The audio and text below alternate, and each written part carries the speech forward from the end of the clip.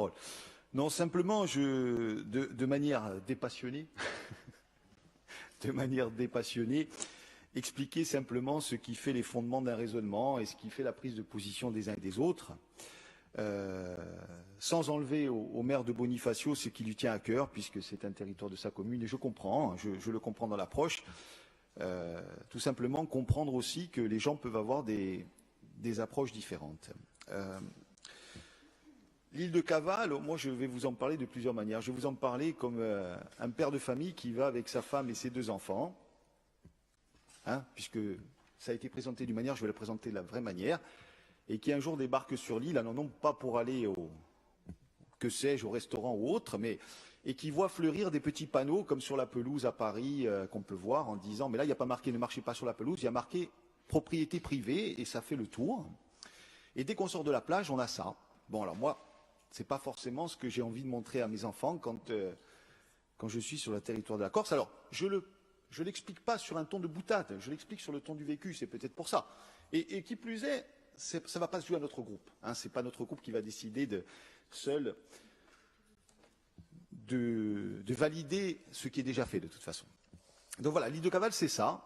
Et c'est une incompréhension qui dure depuis des années. Alors, c'est une incompréhension d'un démocrate qui ne va pas plastiquer l'île de Caval. Mais quand il en repart, après avoir parcouru ces plages avec ses enfants, il a un goût... il n'a pas très bien su expliquer à ses enfants en bas âge pourquoi. Voilà, c'est comme ça. Alors, ne comptez pas sur moi pour vous dire l'État. Bien sûr que l'État a une responsabilité, c'est une évidence.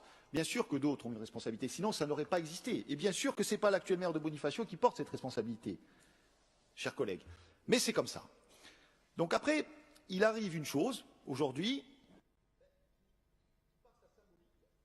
qui par sa symbolique, peut quelque part mettre à mal ce qu'on vit mal depuis des années. Alors on n'en meurt pas de ça, je vous le concède, mais on ne le vit pas forcément bien, encore une fois. Et tout ça vient d'où? Parce qu'on est en train de dire au président de l'exécutif, alors je ne suis sûrement pas là pour le défendre, mais il faut quand même dire la vérité, on est en train de dire attention, vous prenez un risque juridique. Mais le risque juridique, c'est celui qui a fait un faux, quelque part, qui le prend. Parce que quand on envoie un document où on indique que c'est une bergerie de 500 mètres carrés, et où vous dites, moi je n'y suis jamais allé là, que c'est un restaurant, moi je m'interroge quand même. Je ne pense pas que ce soit les services de l'Assemblée ou du président exécutif qui aient falsifié le document qui est arrivé entre leurs mains pour dire non, ce n'est pas un restaurant, mais c'est une bergerie. Donc, première chose que j'ai envie de dire, mais mettons les responsabilités où elles doivent être. Si quelqu'un a fait un faux, c'est sûrement pas la personne qui doit juger en fonction de cet élément qui prend la responsabilité. Ça, c'est d'une. Deuxièmement, moi je ne veux pas savoir qui achète, qui a un projet privé. Alors j'ai entendu beaucoup de choses. D'un côté, on dit que on va le protéger, mais d'un autre côté, on dit que c'est aussi constructible parce que c'est tombé, alors que tu as défendu le fait que ça ne le soit pas. Mais le fait est qu'aujourd'hui, c'est constructible. Donc il y a quand même la crainte que ce soit construit, puisque ce que vous aviez préconisé est tombé. Et je suppose que si on achète, c'est pas forcément que pour les oiseaux ou la nature ou le père de famille qui va se promener.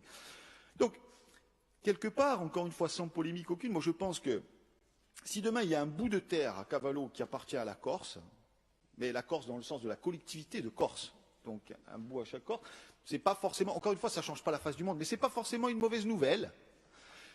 Et si on peut y faire des choses en rapport avec l'environnement, la protection, les SNIEF, tout ce qui va avec, enfin quelque chose, non pas parce que là-bas c'est un terrain hautement sensible, mais quelque part c'est Cavallo, et Cavallo, Dieu sait que c'est beau.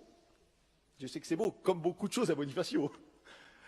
Voilà, donc c'est vraiment une parole du vécu qui fait que finalement ce qu'a fait le président exécutif de bonne foi en ayant reçu un document, après est-ce qu'il a eu raison, est-ce qu'il a eu tort, la majorité s'exprime, elle décide.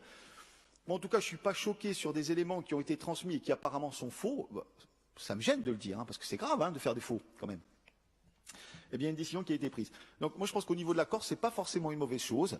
Après, au niveau de ce que décidera la collectivité, ça lui incombe. Et au niveau de ce que décideront d'éventuelles juridictions, puisqu'il y aura sûrement recours, ça incombe aussi aux gens qui les feront. Mais voilà, je voulais dépassionner, Jean-Charles, et surtout expliquer simplement un point de vue qui n'est pas du tout dans la mise en cause du maire de Bonifacio. Je ne me permettrai jamais. Et je n'assimile pas du tout cette affaire au maire de Bonifacio. Je voulais simplement me le dire pour moi, pas pour les autres. J'ai conscience de ce que représente d'être maire dans une commune comme Bonifacio, et je pense qu'effectivement la tâche, elle est extrêmement rude. Voilà, c'est tout ce que j'avais à dire.